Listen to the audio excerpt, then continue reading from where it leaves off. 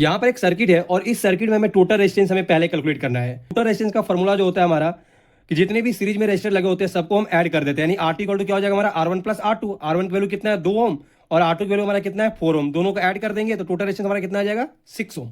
और अब हम इसी सर्किट को हम इस तरह से हम सिंप्लीफाई कर सकते हैं। टोटल रेजिस्टेंस हमारा कितना आया 6 ओम, वोल्टेज कितना है हमारा 18 वोल्ट। जब हम यहाँ पर करंट निकालेंगे यानी ओम्स लॉ के अकॉर्डिंग आई इक्वल टू क्या होता है हमारा V ओपन R। हमारा V हमारा कितना है 18 वोल्ट और R हमारा कितना है 6।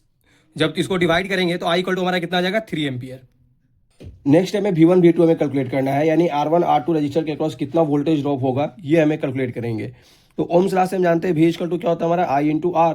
तो इस रजिस्टर के अक्रॉस निकालना है इसलिए हमने यहाँ पर I इंटू R1 कर दिया है।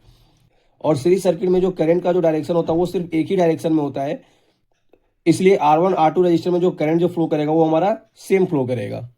I हमारा कितना है 3 और R1 की वैल्यू हमारा कितना है 2 ओम। 3 इंटू 2 कितना हो जाएगा 6 वोल्ट। उसी तरह से इस रेजिस्टर के अक्रॉस अगर हमें वोल्टेज ड्रॉप निकालना है तो V2 इक्वल टू क्या हो जाएगा I इंटू R2।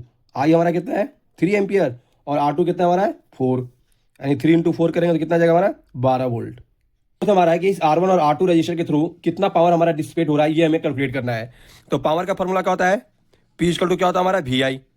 अगर इस R1 रजिस्टर के क्रॉस निकालना तो इसके क्रॉस वोल्टेज ड्रॉप क्या हमारा है V1, तो 6 वोल्ट हुआ है और करंट कितनी फ्लो कर रहा है हमारा 3 एम्पियर, तो टोटल पावर कितनी हो जाएगा हमारा 18 वाट। उसी तरह से जब इस रजिस्टर के क्रॉस हम पावर निकालेंगे यानी P2 इक्वल टू क्या हो जाएगा हमारा V2 इंटू आई। तो सेकंड R2 रजिस्टर के क्रॉस वोल्टेज ड्रॉप कितना हुआ हमारा 12, तो 12 इंटू 3 कर देंगे टोटल पावर कितना हमारा हो जाएगा 36 वाट।